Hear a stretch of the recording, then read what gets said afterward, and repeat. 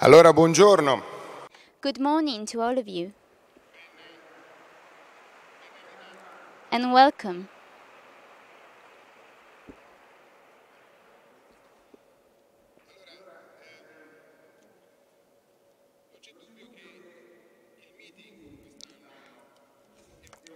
I think we can say that the meeting of Rimini this year is a bit of a Florentine meeting, so to speak.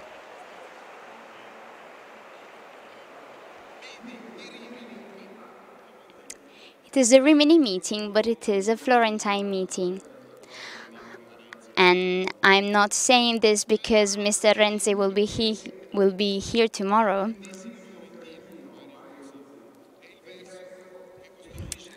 The great poet from Florence, Mariella, has written the verse which gives a title to this year's meeting. That is, what is this lack, a lack of, O heart, of which of a sudden you are full?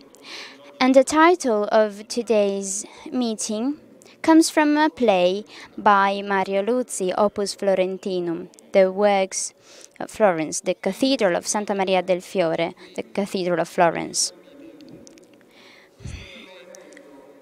The people who attend the meeting know this very well. The meeting is not just a container of debates, of conferences.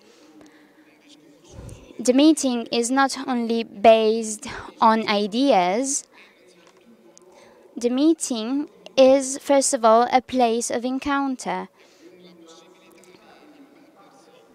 which makes it possible for us to see things, not only to hear ideas.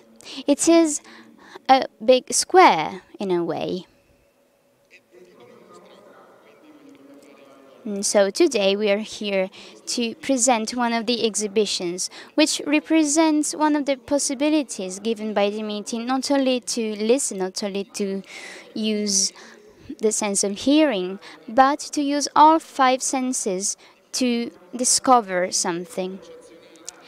The exhibition we're talking about today is something incredible. It is a true gem.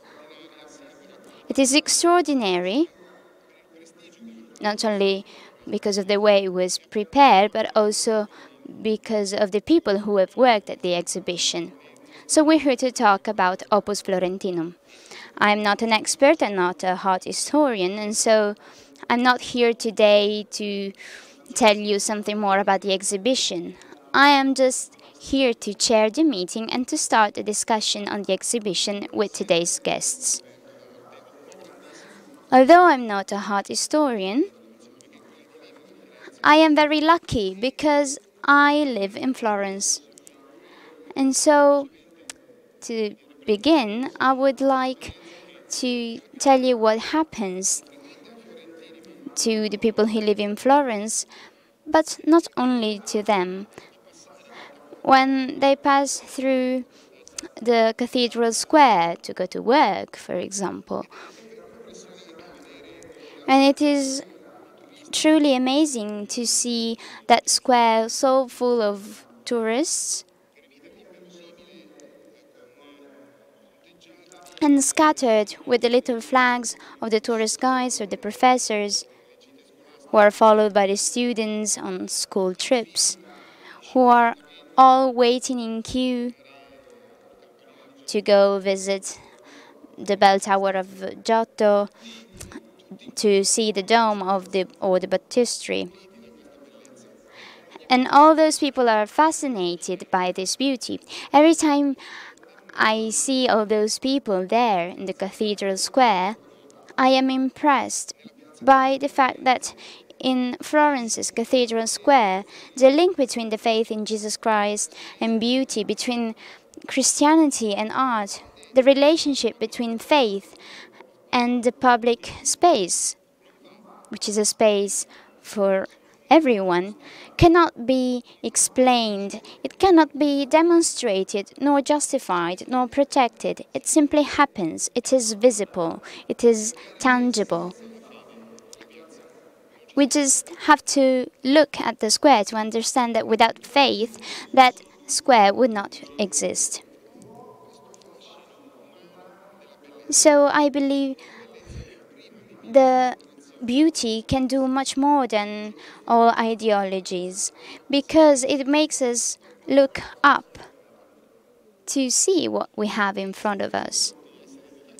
And as we are all people capable of reasoning, we might start asking ourselves some questions.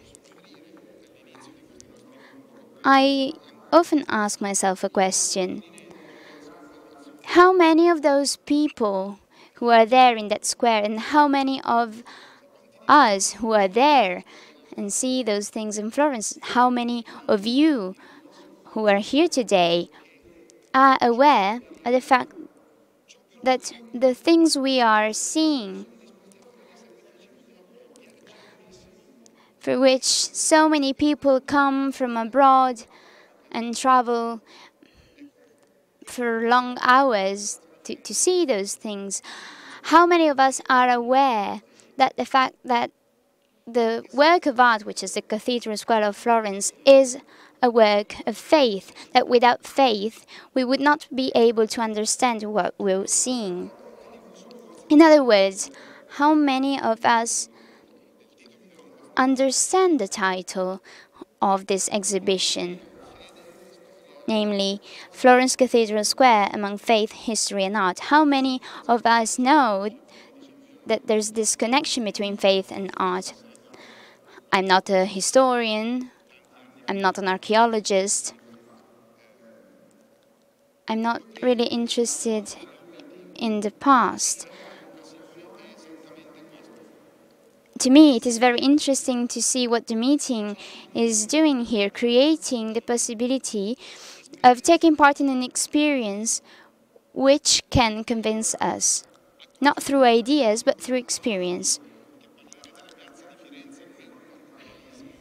Talking about Florence Cathedral Square does not mean that we're talking about what happens in a city. It means that we are addressing issues which are linked with our country and with the meeting itself. Because in Florence, next November, will take place the National Congress of the Italian Catholic Church.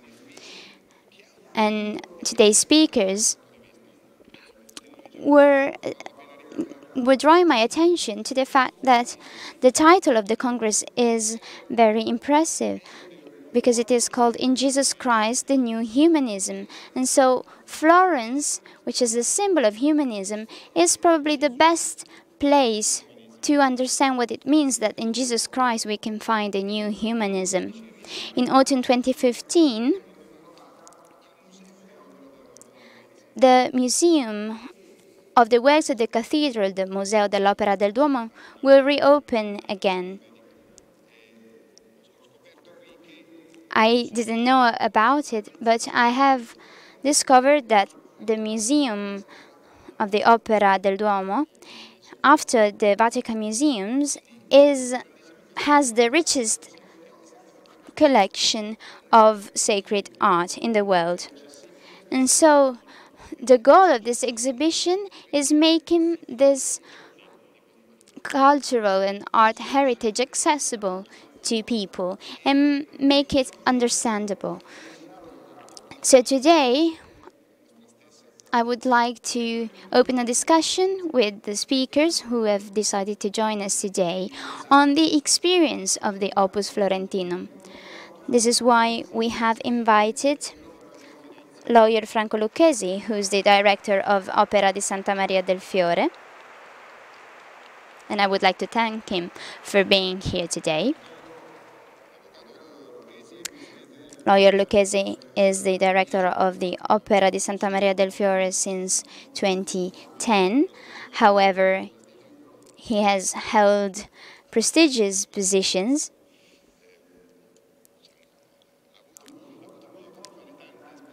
he had a lot of very important experiences in art, in culture, in the world of cinema, even in the insurance world. However, he is here as the protector of this beauty. And then there is another guest who does not need any introduction. That is Ms. Mariella Carlotti, who's teacher and curator of the exhibition.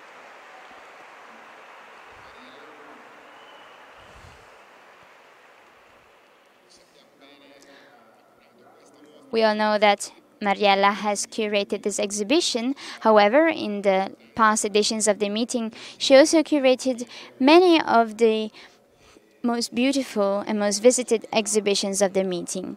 In particular, she decided to take up the challenge of creating an exhibition on Florence Cathedral Square.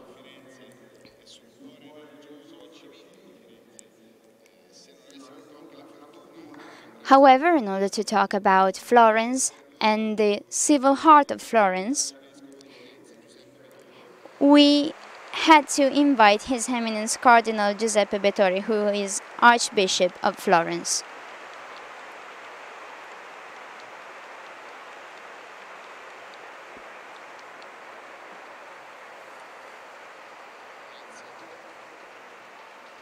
Thank you. I now give the floor to lawyer Lucchesi.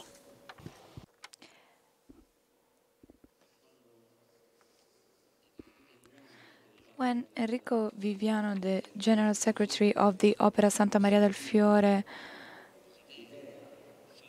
gave us the idea of creating an exhibition about the set of buildings of the Cathedral of Florence, we were very happy about it, and the committee was as well, because that was in line with the approach they had been taking since 2010. And this applies also to the topic, to the title of the meeting of this year.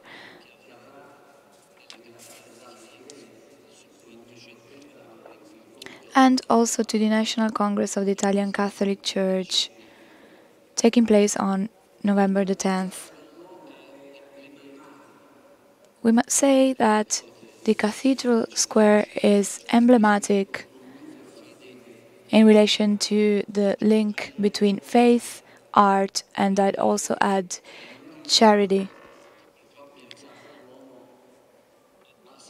Because in this square, the mercy of Florence was always present, which is the ancient voluntary institution, and it was created in 1944 before the Opera del Duomo, and it represents the relation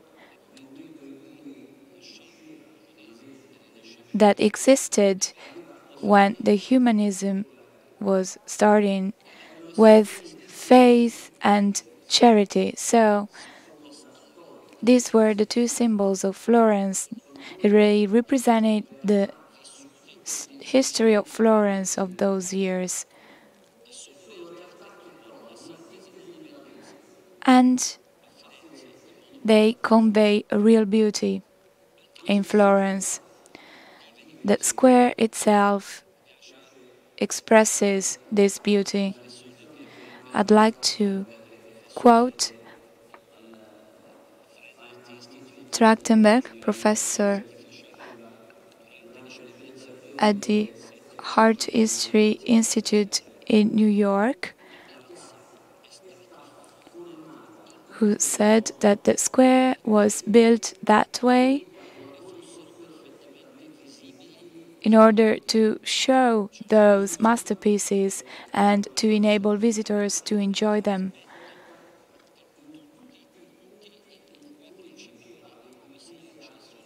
And so this is why you can enter the square from many points, and you can enjoy with a 45-degree angle all of these masterpieces, which represent the core of faith and art.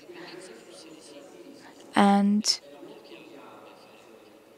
people in Florence knew that beauty meant synthesis. They knew it when they were building those things because beauty came from God. Beauty means praising God. I'd like to quote Gaudí. I was very impressed by this sentence when I visited the Sagrada Familia Cathedral. Beauty means truth.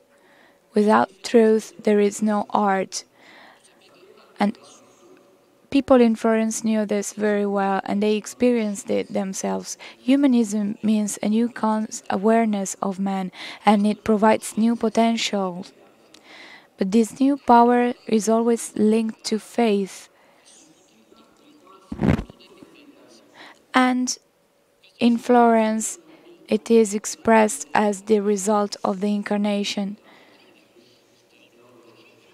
I don't mean to be a theologist since we have the Archbishop of Florence here and I am a lawyer, so my field of expertise is very different. But it is true that Florence always had a very special relation with incarnation, with Mary.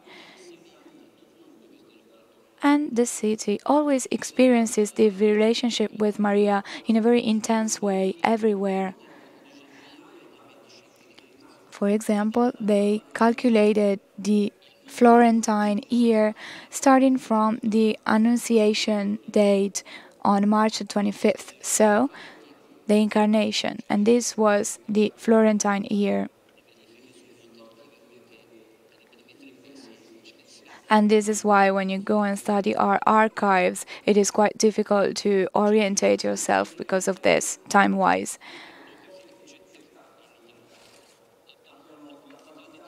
And there are also a lot of tabernacles.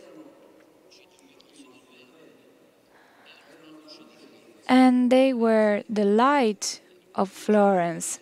Florence was dark because there were no public lighting. And what did illuminate streets? The candles of the tabernacles. And they were shining, dedicating to the Virgin Mary. And we must also take into account all of the symbols of the cathedral, but Mariella will tell us about it. All of this did not only belong to Arnolfo de Cambio, who started building the cathedral and planned the cathedral. He was also planning the Palazzo Vecchi, the symbol of the civil power, two realities that were linked by a street, and the center of which was the Palazzo delle Arti, which was the symbol of the economic power. And so religious, civil, and economic power were placed all on the same axis. But the religious power, the Cathedral of Florence, are meant for its people. When they had to raise funds in order to build it, and when people had to manage it, and also always taking into account its people when having to take any decision.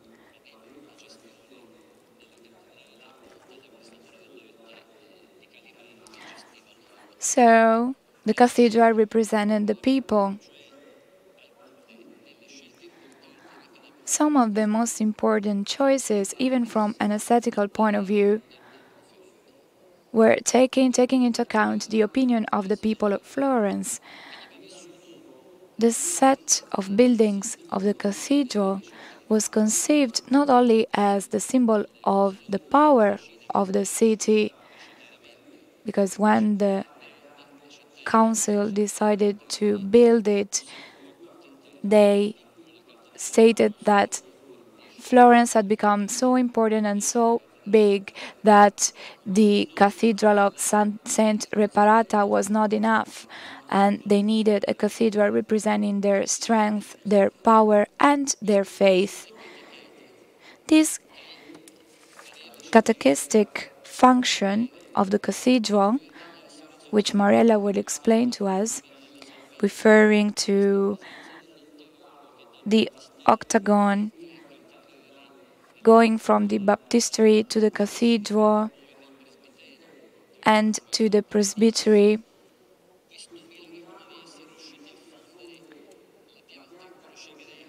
The miracle of being able to merge the Greek cross plant with the Latin cross plant, this was a real miracle, because up until then, nothing similar happened. It was real innovation. The real revolution was also placing the altar in the dome, under the dome.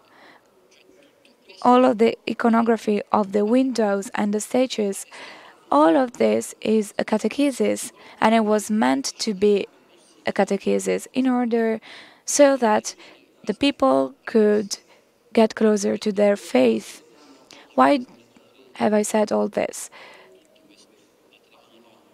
Because we, the people who inherited all of this from those people who built it and preserved it over time, must be aware of all of these meanings and symbols, because if we did not do so, we would only have an aesthetical approach, and we would lose the sense of what we're managing, and we would betray all of the artists who worked hard in order to follow these principles and values in building the cathedral. And they found in their human nature a special gift. And they also claimed that they had the opportunity to live in a historical context in which they were able to do great things. They wrote about this, and so they were well aware of this. It is not something that we have been interpreting. And so, managing all of these buildings is a very important task. This is a lay institution, and secularism is an historical value of the Opera Santa Maria del Fiore. But it is important never to ignore the sacred nature of what we manage, of all of this works. It is an autonomous institution.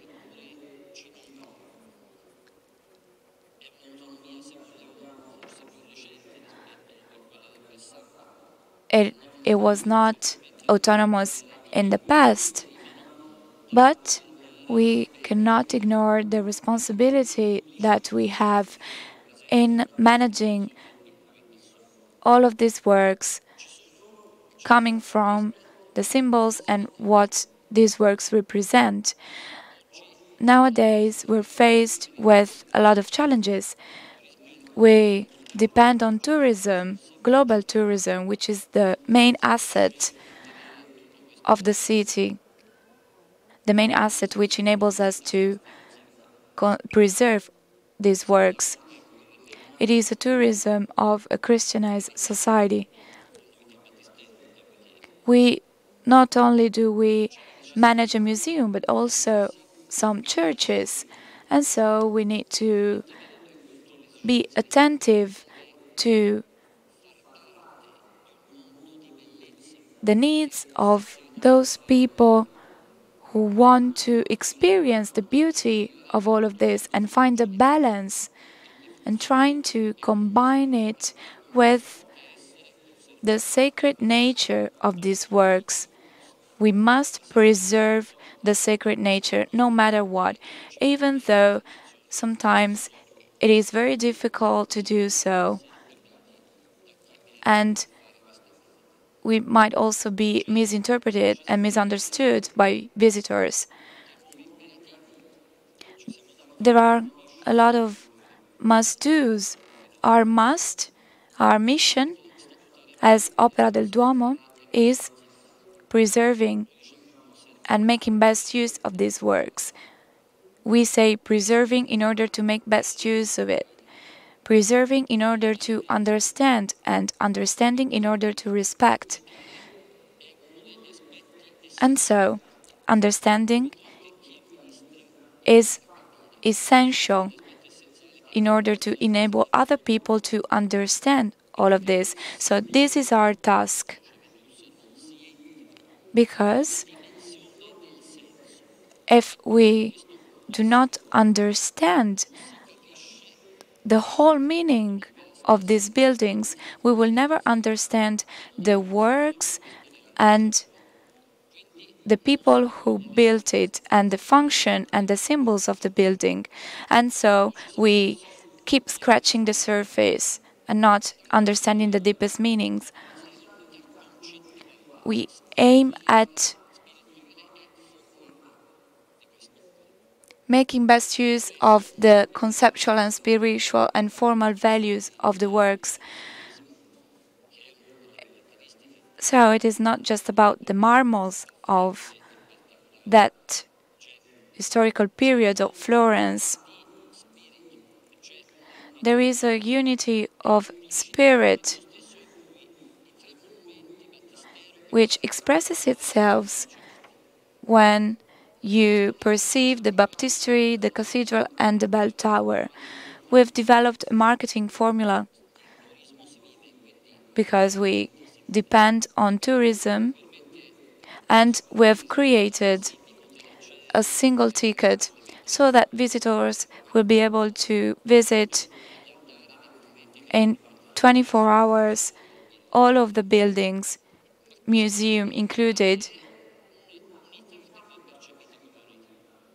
And we developed this ticket because this set of buildings also represent a unity of faith. The Great Cathedral Museum, as we defined it,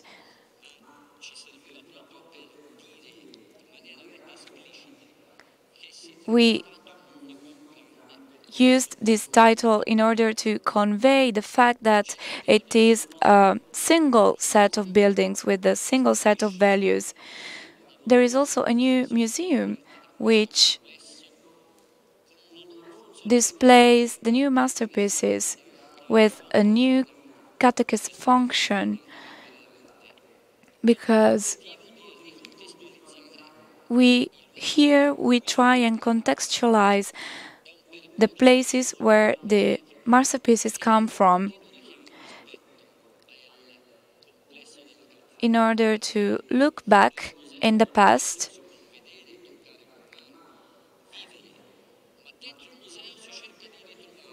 and so inside the museum we try and discover the meaning of the works depending on the context in which they were built. Unlike the cathedral, when we see the cathedral from outside, we just experience its beauty in the present context. We've been carrying out a great restoration, investing over 40 million euro, restoring 600 works of art and the baptistry. And so our aim is to preserve these works, but also to understand all of this. But also making sure that we do it in a sustainable way, making sure that we do not let too many visitors inside the church in order to safeguard the environment and our context. And so there is one of the challenges is the sustainability. We must also be able to convey the meaning of this building and to keep on carrying out research activities in order to improve the understanding all of this, in order to understand the artistical, historical, and functional characteristics of these works. So to conclude, we are faced with a new challenge. We've talked about tourism. Tourism is changing. We see this every day. And whoever goes to Piazza Duomo in Florence is able to see this. If you compare it with 50 years ago, you understand that the majority of the people, of the visitors, come from the Middle East, for example, or from emerging countries. And this kind of tourism is a tourism which is made up of people coming from different cultures, for whom it is very difficult to understand what they see. And it is very difficult to convey these meanings to us because they come from a different background and they think in a different way and they cannot understand our history, our traditions, our religion. And we run the risk of building a gap between us and them, and that they just have a superficial understanding of all of this. So this is the challenge that lies ahead of us. We'll try and face this challenge also in their own countries, which is something we'll talk about at the National Congress of the Italian Catholic Church, together with the Catholic University of Milan, because we are trying to take this activity of understanding and of research straight to their countries in order to engage in a dialogue and establish a relationship. Because if we do not start doing so today, in the future it would be very difficult to preserve these works and to establish this dialogue.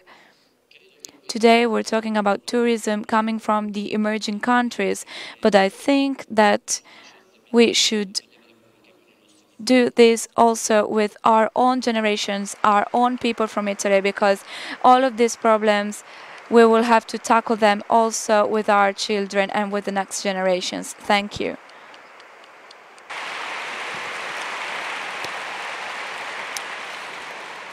Ringrazio davvero l'avvocato Lucchesi perché... Thank you very much, Mr. Lucchesi. I think he gave us an idea of how hard it is to protect such beauty and such a cultural heritage. And of course, I think we have understood that it is important to be able to understand what kind of art we're dealing with, what kind of cultural heritage you're dealing with. The thing they're trying to do is not just to restore a museum, but that of protecting the link between the beauty and the faith and these works of art. So thank you, Mr. Lucchesi, because I believe you gave us a very clear idea of what kind of work you had to do. And I now give the floor to Ms. Mariella Carlotti, who has taken up the challenge of bringing what is present in the heart of Florence to the meeting through the exhibition. First of all, Please allow me to thank the two people who have helped me in the curation of the exhibition. Without their friendship and their collaboration, I wouldn't have been able to do this. I am honored to be here, but there are some people who have worked very hard. I'm talking about Mr. Enrico Viviano, the Secretary General of the Opera del Duomo di Firenze, who is here today, and Mr. Samuele Cacciai, who's an architect, and he is responsible for the exhibition, for the setup of the exhibition. I would like to thank him for his cooperation and for the beautiful friendship we have created in the past few months.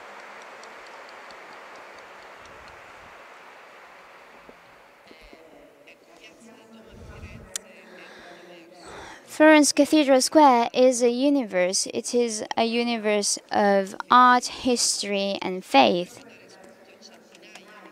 And I believe hundreds of exhibitions of the meeting could start from this relationship between art, history, and faith. To me, it was a crazy idea to use an exhibition to describe a universe, a place where the history of the world has been made on many occasions. We have decided to use the verses of the Opus Florentinum by poet Lucchesi, and so we wanted to give an idea of Florence Square, and we started the sculptural circles of the buildings as one of the themes of the exhibition. The second idea was that of describing the square not to art historians or to architects, but to people, to the people for which this cathedral square was made. I believe, as Mr. Simoncini was saying before, I believe no one, whether they're Italian or Chinese, can remain unaffected by the beauty of the cathedral square. And what we want to do is helping people understanding what they're seeing. And this is what we've been trying to do with this exhibition. The exhibition has 3 rooms which are dedicated to the 3 buildings of the cathedral square. In the first room, there is the baptistery, the beautiful St. John of Dante. The baptistery is the oldest building, and with its polychromy, it sets an example for the art of Florence in the following years as well. When we enter the baptistery, we can see an inscription on the floor where the zodiac is present.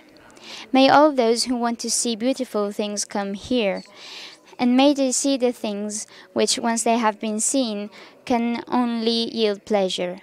Florence, flourishing of all goods, wanted this work of art to be filled with the constellations of the sky, so that the lowest part of the temple can show the highest things in heaven.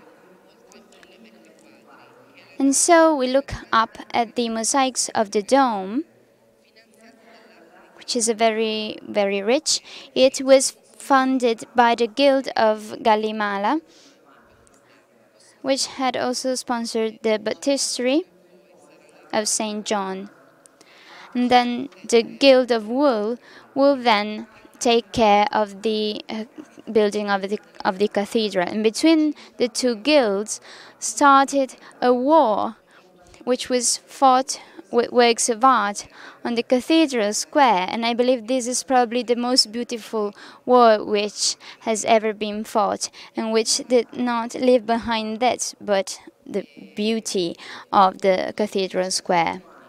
It took about 100 years to create the dome, since 1225, And when a person enters the baptistry, he sees Jesus Christ in this framework, and the people awaiting resurrection are displayed.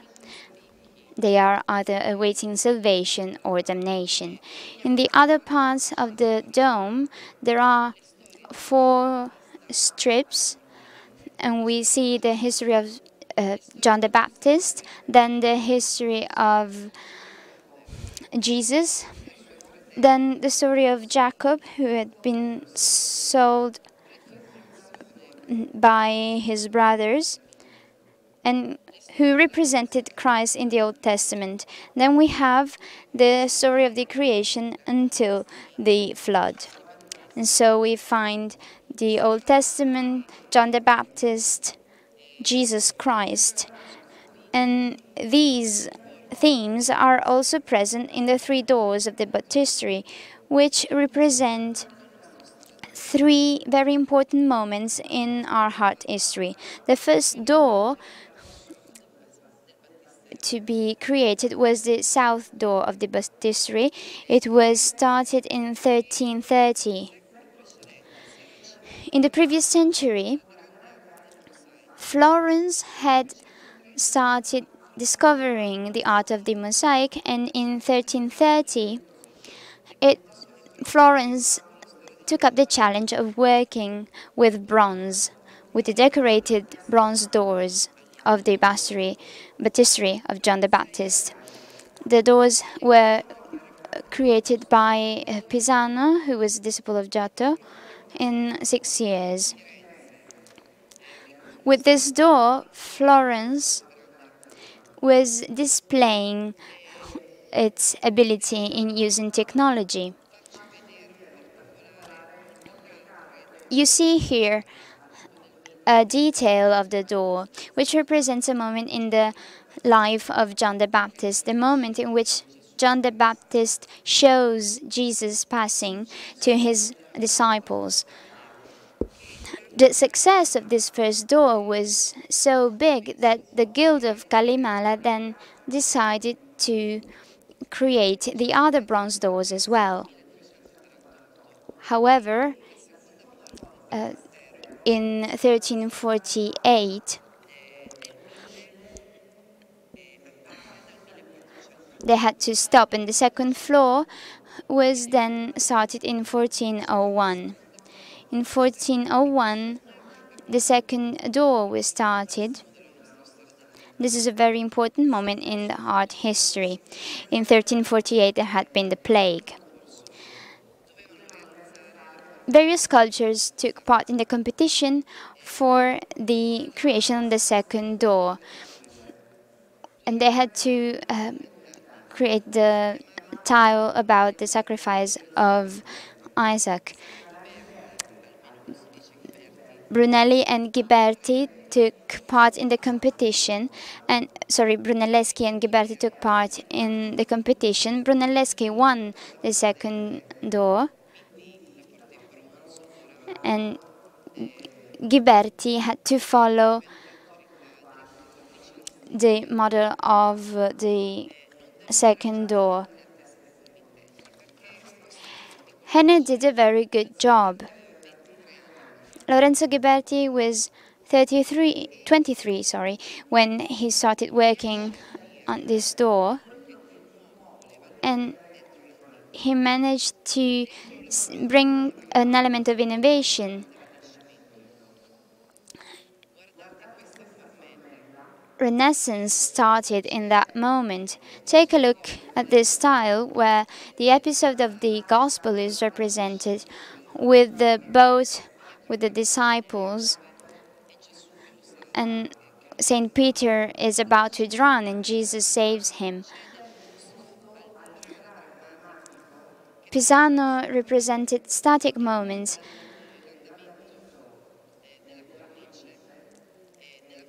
And here you see the dynamism of this style. It took many years. It took Ghiberti many years to create this door. It was a very expensive door,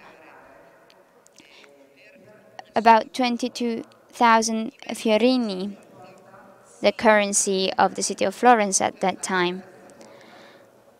And then the third door was created, which was defined by Michelangelo as the door of paradise, the door of heaven. And here we see Renaissance in its fullest. Lorenzo Ghiberti was free to use his creativity. From inside the baptistery, there are still the 28 tiles which characterize the former doors. From the outside, there are 10 bigger squares where the history of Israel is told. First of all, sculpture starts using geometric perspective. And you can see a certain depth in these sculptures with bas relief. And however, the characters in the first line are almost sculptures. The meaning of these doors is very clear. Jesus is the true realization of the lack which is felt in the heart of the human being. What is this lack of? It is the lack of human being, the lack of Christ.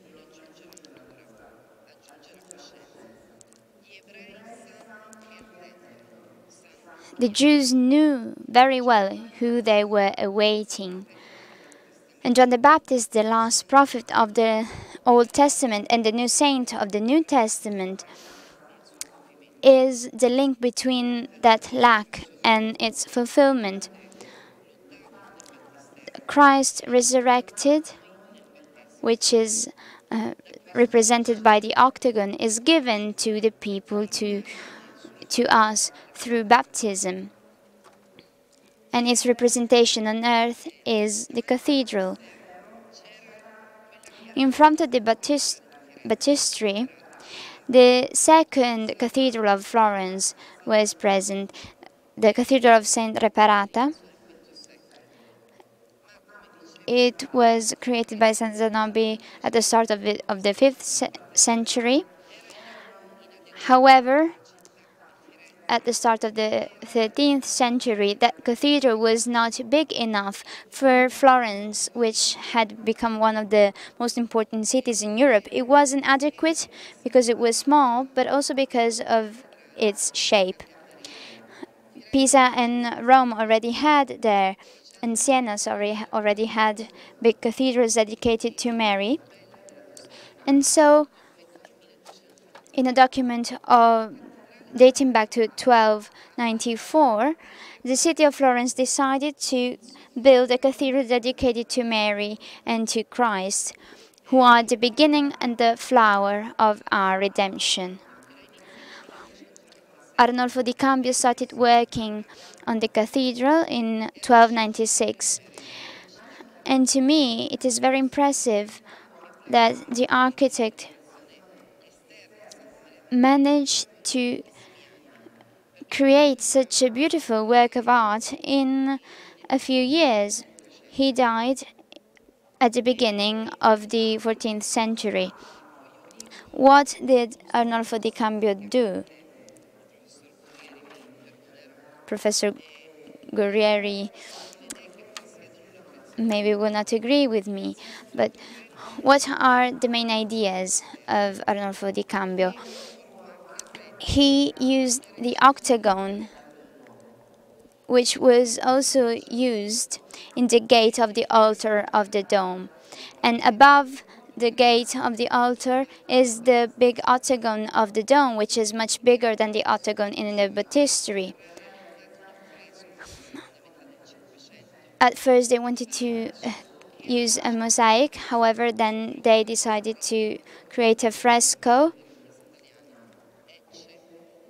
and the fresco represented Christ, and there is an inscription, namely Ecce Homo, this is the man. from the octagon of the baptistry, the church becomes a sort of a holy path which leads to a statue which is no longer present on the altar, a statue representing Christ and representing glory. As Lucchesi was saying, Arnolfo di Cambio managed to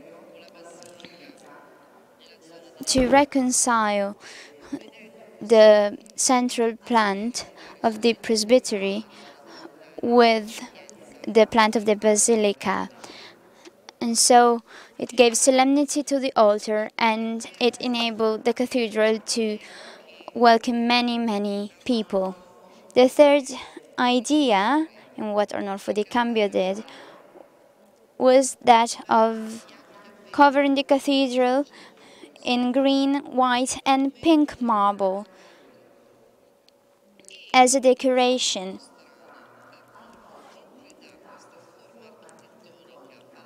Arnolfo di Cambio was also working on the facade while building the cathedral, and the new museum of the Opera del Duomo will allow us to see in detail the facade by Arnolfo di Cambio with the statues which are still visible.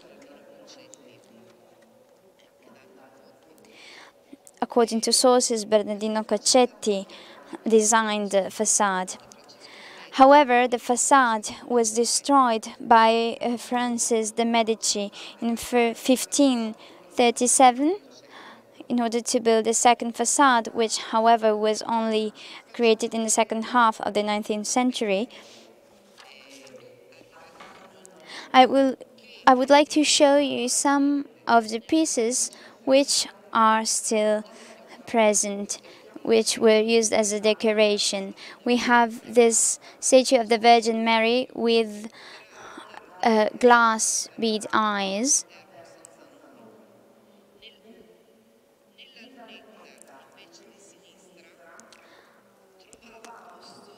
On the left, there was a statue representing Nativity, and we still have the statue of the Virgin Mary. And on the right, there was the Dormitio Virginis, that is Mary, Saint Mary is represented lying after dying. Behind Mary was probably a representation of the apostles,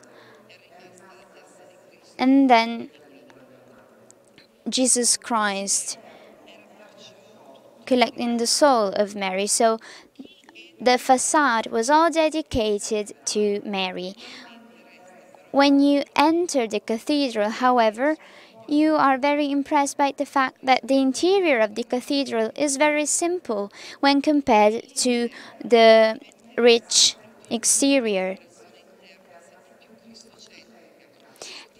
And the decoration in the interior is dedicated to Christ, especially when sculptor Baccio Mandinelli created the sculpture dedicated to Christ. However, the cathedral had to remind us of Mary. The exterior represents Mary. When we enter the cathedral, we enter the womb of Mary, so to speak. And in the interior, we only see Christ. The flower, which was present in the womb of Saint Mary. As Dante said, within thy womb rekindled was the love, by heat of which in the eternal peace, after such wise this flower has germinated. Maybe the name Santa Maria del Fiore was chosen also thanks to Dante, who was part of the committee which decided to build the cathedral in 1294. What is the true meaning of the cathedral? Mary is the church. The church is Mary. Mary is a human body which contains Jesus and gives birth to Jesus on the square of history, and church gives birth to Christ in the world. And Lucy represented this very well when in the last part of the play Opus Florentinum, the cathedral itself comes on the stage saying, "You are now hearing my voice. I am Santa Maria del Fiore. This fervent city wanted me to tower above it, over any other of its great basilicas and its small parishes, and over Saint Reparata, which I protect within me. The merchants and the small people wanted me to be great. Arnolfo, Giotto, and Ser Filippo had a great vision of me. They witnessed my birth. They supported my growth. A people of artists worked for me in the centuries. I am still a work in progress. I will never be completed. I am here in the name of Mary, flower of the churches of Florence, still in its history and its love, which even the lack of love cannot cancel." And so the fact that the church, which is Mary, is delivering Christ is possible is described by the sculptures in the bell tower by Giotto. The bell tower is the tower of time. In the lower part, work is represented. Work turns the human time into history. The tiles have different shapes in the two levels, and they tell the story of the human work. We have the history of the creation of the world in 6 days, which is then given to man.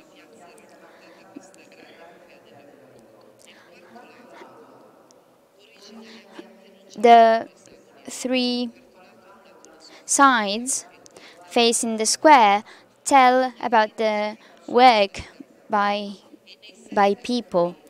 On the 4th side, there were only 4 square tiles which represent the most perfect work, which is done by Christ, namely the sacraments, which made it possible to build a cathedral. So, thanks to the work of man, which turns time into history, and the work of Christ, which makes time eternal.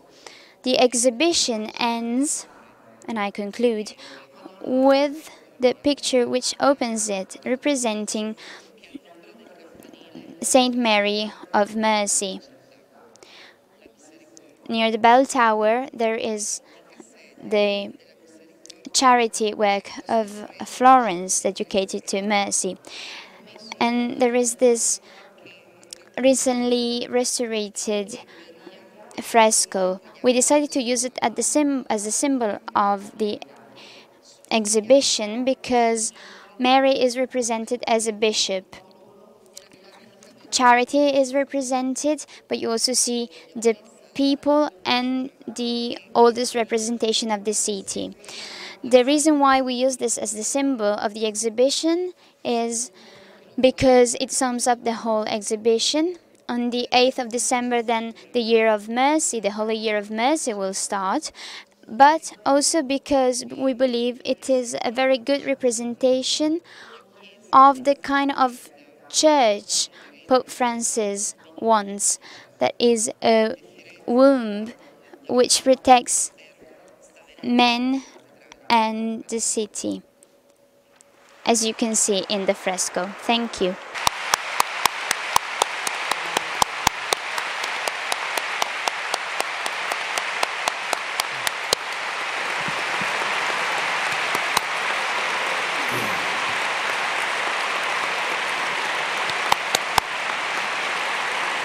Grazie. Thank you.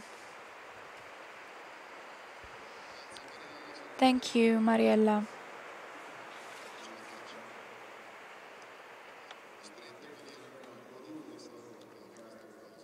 Unfortunately, I have to ask you to stop applauding.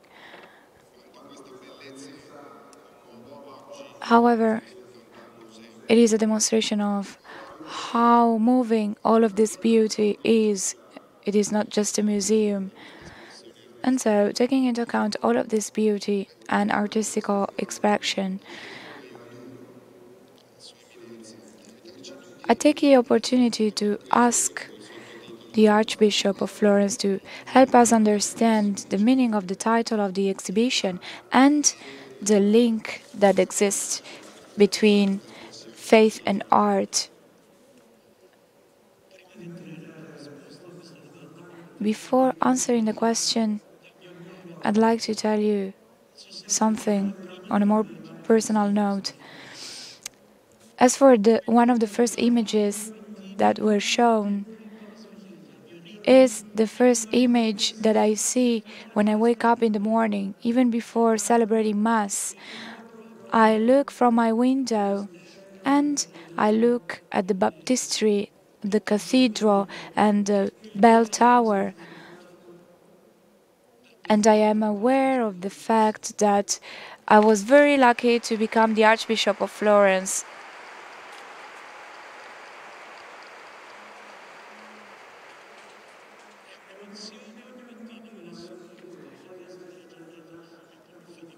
Every morning I feel grateful for this, but then during the day I also have to tackle a lot of problems and meet a lot of needs.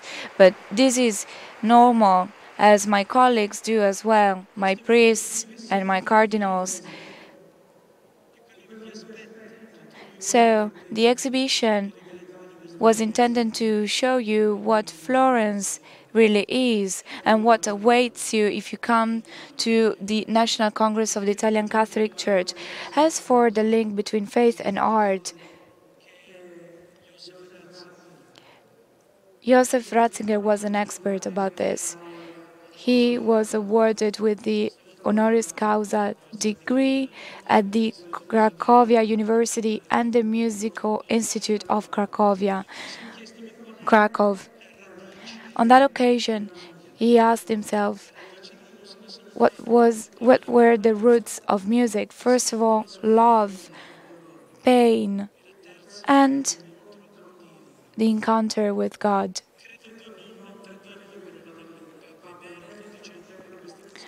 And so, these are not just the roots of the art of music, but they are the roots of every kind of art.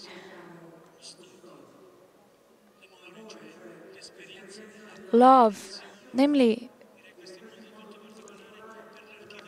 the relationship, creating places where men can meet up and love each other, but also for visual arts in order to create the images which create the symbols of communication and enable us to establish relationships. And then pain, not only because we need to express our pain in order to put up with it, and this is what art helps us do, but also because pain helps us take care of those who suffer, and this is what art helps us do. We think of the people who are suffering and we take care of their pains, of the pains of men, in order to give them courage, create spaces and images in order to share our pain and to open ourselves to hope of the new, of what's new. And this leads us to the divine, to the need to go beyond our nature, And this is the task of art. And so this is what the beauty that you can enjoy in our city is all about. Because the third element, which is the origin of faith, is the root of art. It is also true that it is painful to experience of this.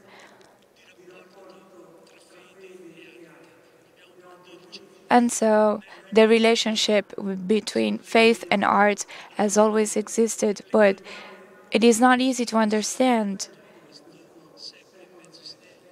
And this relationship was a very complicated one. Pope Paul VI, in a great homily that he celebrated in the Sistine Chapel in 1964, he talked about this. I recommend you to read it. I'd like just to quote a few lines. We're friends, he says, but our friendship was never broken, but it is going through hard times. You have abandoned us a little bit. This is what it says to the artist. You went far away in order to try and express other things, not our things. And sometimes we create obstacles for you, so please forgive us. Sometimes we did not explain things to you.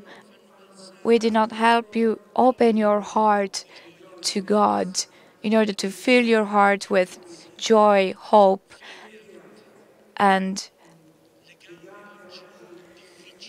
happiness. Faith and art is a difficult and a complicated relationship. Art cannot exist without faith and vice versa.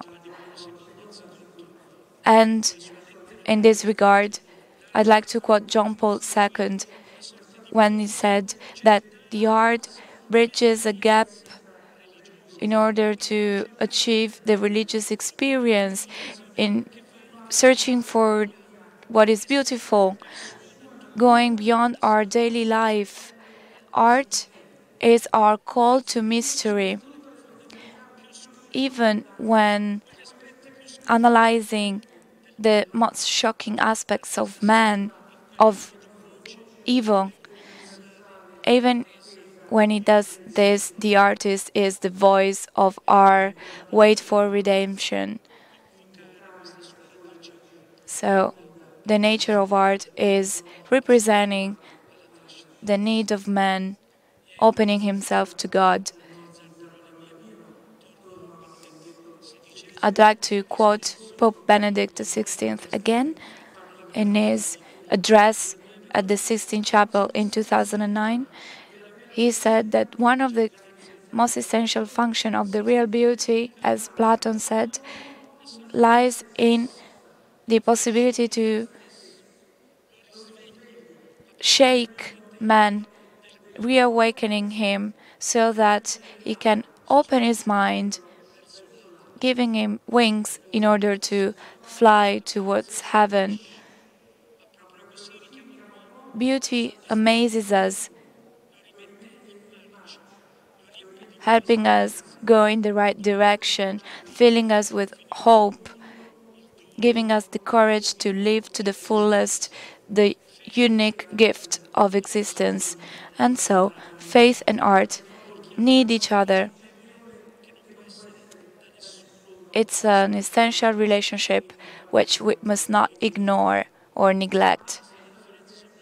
However, in the history of Florence, relating to the title of today's talk, the relationship between faith and art lies in the story of its people, as Mr. Lucchesi said before, because the social dimension is essential in order to conceive art. Art does not mean the artistic genius. This is not what real art is. Art represents the answers that we give in order to meet the needs of its people. The civil and the religious plan are unified in this. I'd like to add one more thing, because when visitors enter the cathedral as it is today, not as it was conceived, when they walk into the first part of the cathedral, before the octagon with the Christ, visitors see that it is very sober. There are just two images, two symbols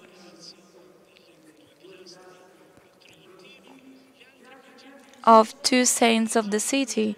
The other images do not represent religious events, they represent historical events, representing the towns of battles Florence engaged into. They represent our thinkers, our philosophers, our artists, Giotto, Brunelleschi, Arnolfo. They represent those people who made our city a great city thanks to art, thought, and the defense of its identity.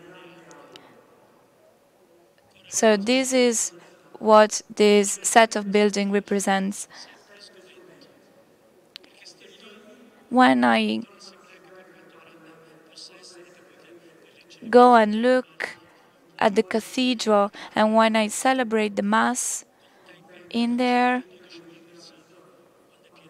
the cathedral is a very huge building, able to welcome 12,000 people.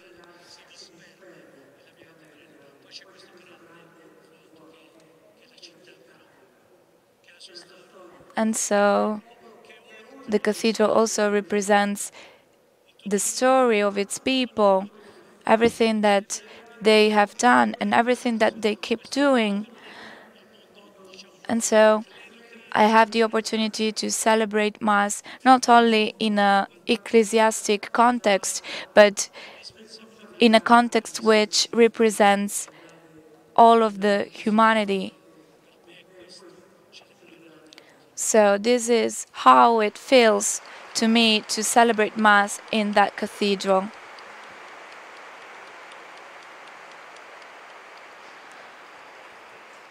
And it is a great emotion for me. And also, I celebrate Mass well aware of the fact that this is not my house, this is not my home, because the cathedral is not mine. The cathedral is something which belongs to the people of Florence, which built it and then gave it to the Guild of Wool, to Kalimala, and so on. And so I feel as a guest, and this helps me in order not to conceive the church as a power which dominates and has many possessions. I rather feel as a guest of the world, of my city, a guest of that human reality which we are called on to revive and not to possess. And so, this is the world I live in every day. This is where I celebrate Mass.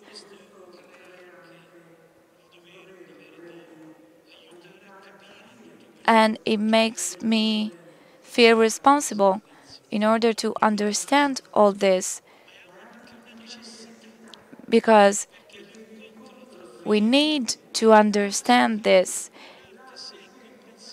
because the relation between faith and art means that art is meaningless if there is no faith. as Pope Benedict said, only through faith we can understand our art. I'd like to make you just a few examples. The first one about our cathedral.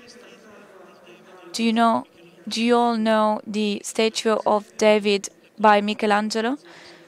There is a copy of it in Piazza della Signoria, and the original copy is the gallery of the Accademia.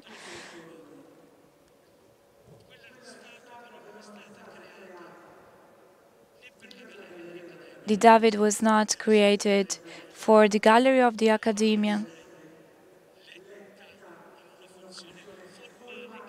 where it is now situated,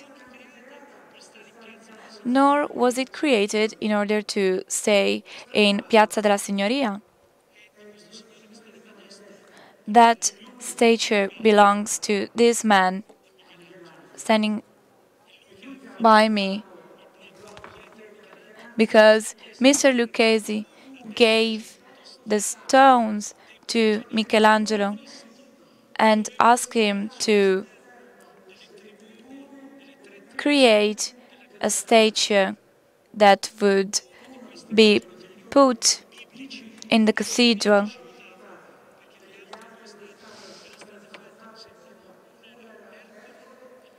The other two statues that were created were meant to stand by the David. I cannot remember the name of the statues, what they represented, so I believe that there are still a lot of things that I need to learn about Florence, but still, the progeny of Christ, the flower that came from the womb of Mary, coming from David. And so Michelangelo was asked to create the statue of David so that everyone would remember which is the origin of Christ, because he came as a flower from that generation. And then Michelangelo did such a great job that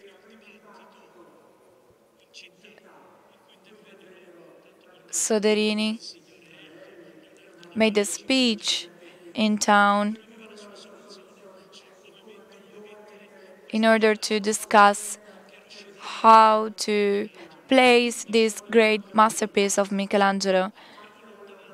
Some people wanted it to be in the cathedral, other people wanted it to be in the square, outside the cathedral, or in the civic palace.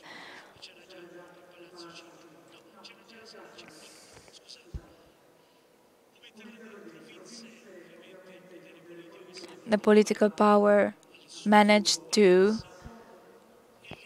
place it in front of its building, and that's where it is, even right now, in order to express the identity of Florence.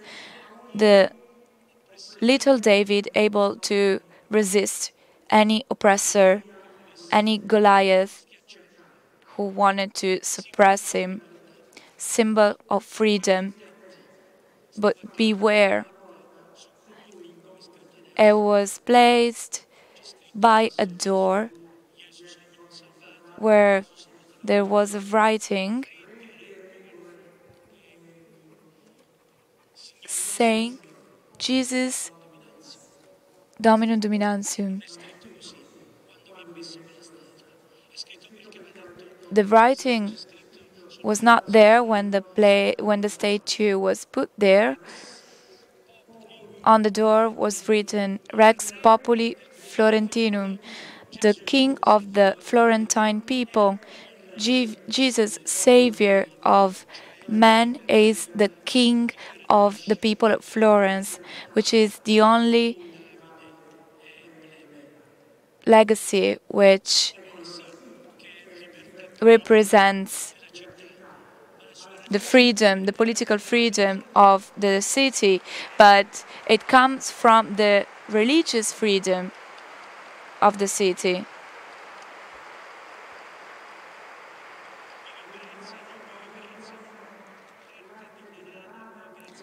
the Guild of Wool and Michelangelo and Savonarola and Soderini, thank you. They understood that freedom was linked to Christ.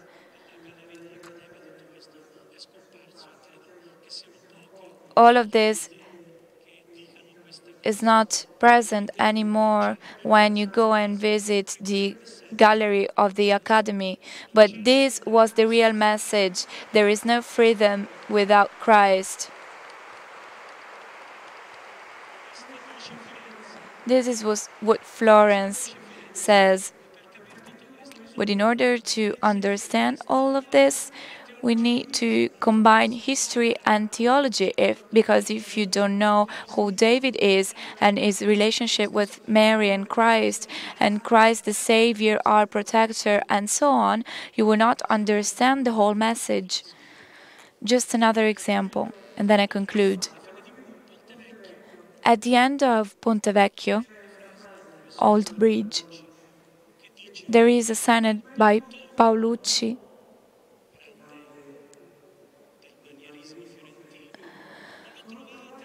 The greatest thing is not at the Uffizi Museum. Just go further on in Ponte Vecchio and enter the Santa Felicita Church. There was the oldest Christian cemetery of Florence, and this teaches us that we're all immigrants, because the ancient Christians were Syrian and Egyptian people and Greek people.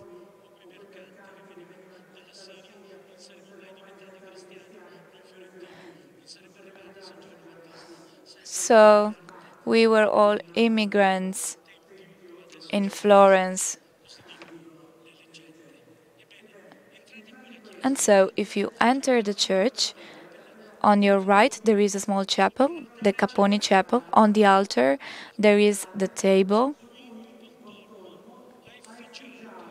on which Pontormo created a Christ, which, as the label says, is taking down the cross. But there is no cross there. If you look closely, you see that the Virgin Mary is not under Christ, but she is above Christ. There are no angels there. They all disappeared. It's quite a weird work of art. But most importantly, if you look on your right, you see a window.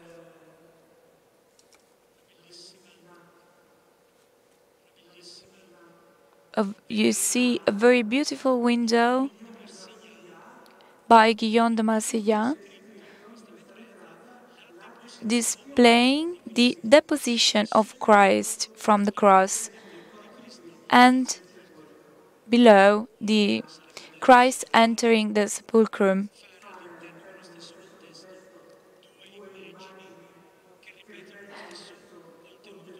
It is useless to display two images about the same event, one on the altar and one on the window. But let's analyze the deposition more in detail. You will see that there is a cloud on it, over the body of Christ, and the other people around him look like angels rather than men. And these angels take the body of Christ. And so maybe this is not a deposition. The cross is not there. Mary is above in the sky. There are no angels. Some characters are missing. So maybe that body represents the body of Christ descending towards the altar, where the priest is celebrating the Eucharist in order to tell everyone that it really is the body of Christ which descends towards the altar. That was the time of the Council of Trento, and so it was very necessary to reaffirm all of this. And the topic and the theme of that work is not the deposition of Christ, but the realism of the Eucharist, the actual presence of Christ in the Eucharist. And so, as you can see, if you know something about faith and theology, you can better interpret a painting or a work of art. And so I'm very grateful to the former director of the Gallery of the Uffizi. I'm very thankful to him for all of what is done in order to understand all of this and enable us understand it. Do you have a few minutes left?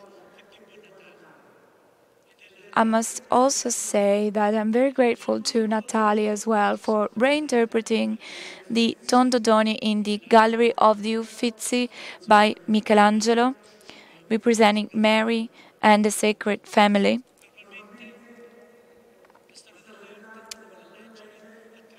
Usually, according to art history, this painting is believed to be by Michelangelo, commissioned by Doni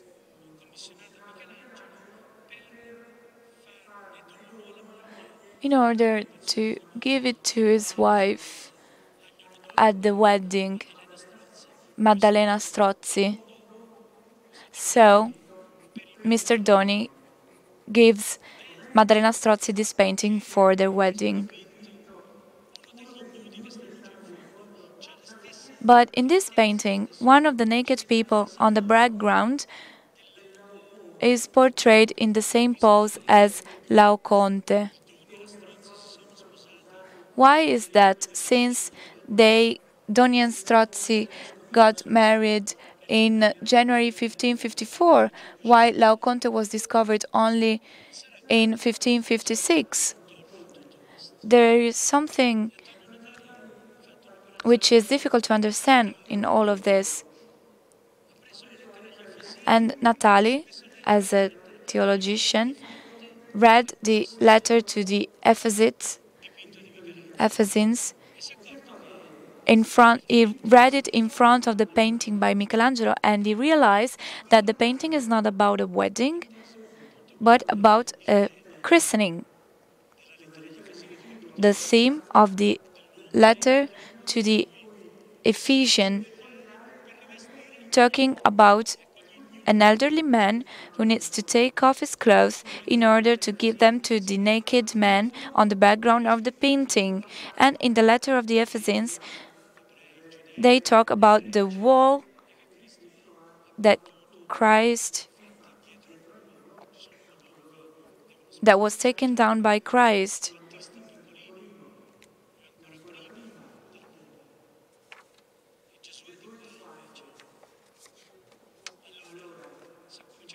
And so, if we interpret the painting in this sense, not as a painting portraying the wedding of two people, but a painting about the new life of Christ, just as the Ephesian letter states.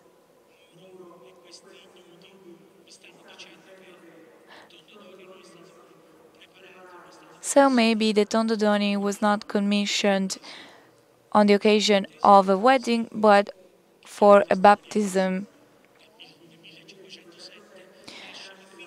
And as a matter of fact, in 1507, the daughter of Angelo Doni and Mrs. Strozza was born. And so Angelo Doni wanted to give her a present. give his wife a present because she gave him a child. Just look at the face of Mary and think of the Sibylla which Michelangelo is painting on the dome of the Sistine Chapel.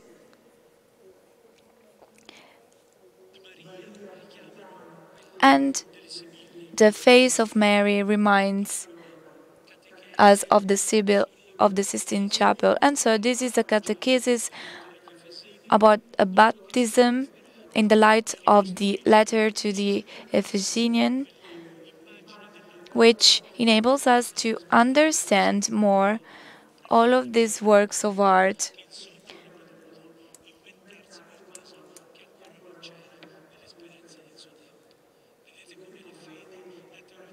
And so, faith and theology help us interpret art. Without faith and theology and the letter to the Ephesians, the Tondo Doni would be interpreted as a wedding painting and it would not explain its own context. And so faith becomes necessary in order to understand art, and vice versa, art is essential in order to understand our faith. As the Council of Nicaea in 787 stated the need to represent faith with images.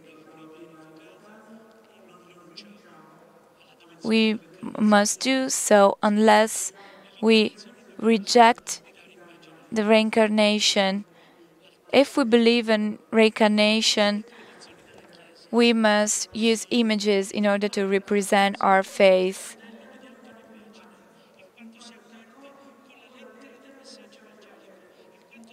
This is important in order to represent the gospel and to confirm and represent the reincarnation of the Word of God.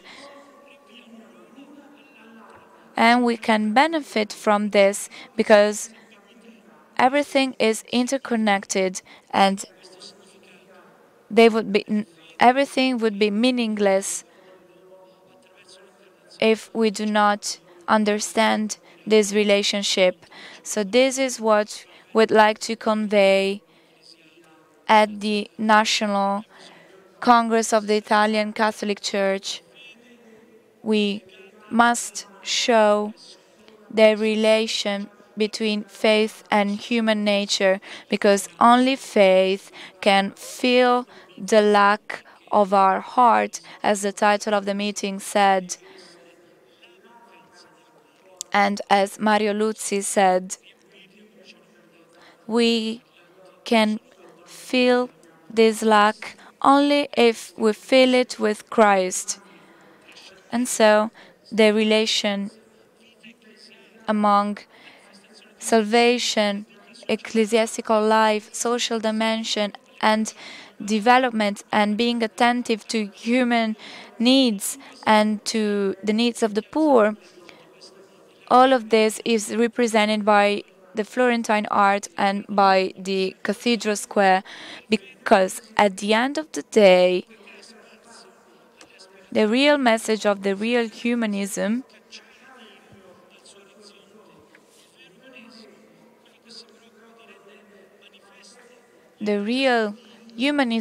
which expresses God not as an alternative to man, but as a fulfillment of man.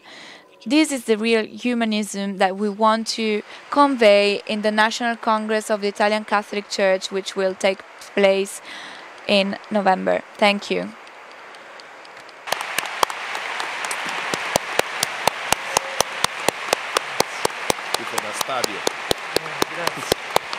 Io anche qui solo per motivi di tempo devo interrompere. Since we don't have much time left, I have to stop your applause once again, but I'm sure it would have gone on much longer. To conclude, I'd like to make just a few remarks. In my opinion, today something very interesting happened. And I was very impressed by what happened. I wasn't expecting this.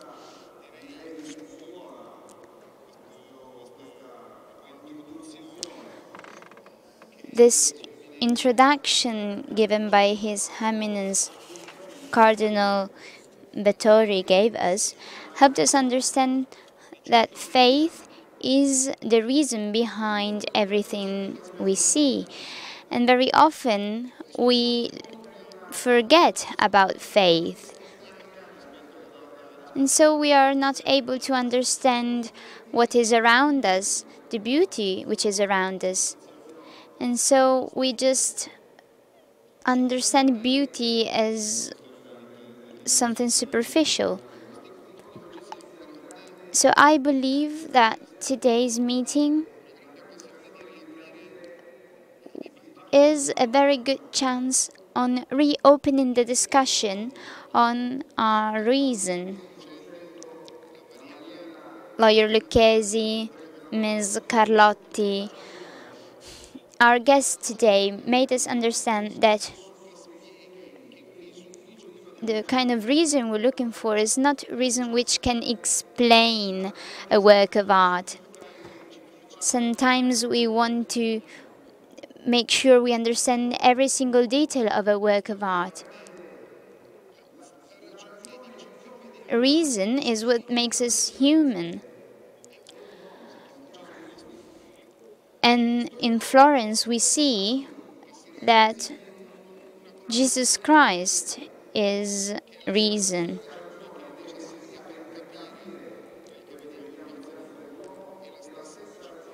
The same kind of reason we need to understand Florence Cathedral Square is a kind of reason which made it possible to build such a square. It is not enough to just enjoy its beauty. We want to create such a beautiful square. And I believe that the great contribution made by the Church, by Christianity in the history of Italy and of the world, and what the meeting wants to help us do is helping us see our reason not just as a way of understanding things, but as a way of taking action, of creating relationships, of loving each other.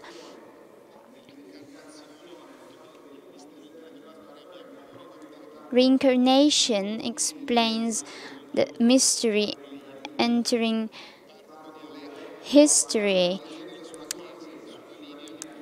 Father Ibrahim talked about his church in Aleppo, who is going through very hard times because of the war. And in Father Ibrahim we see a man representing church. So I would like to thank all today's guests.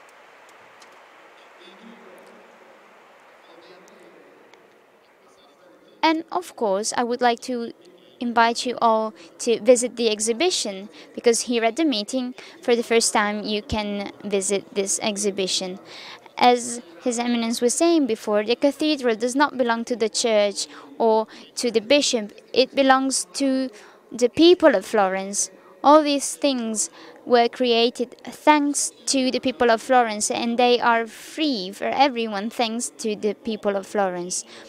And the meeting is also possible thanks to the people of the Communal Liberation Movement.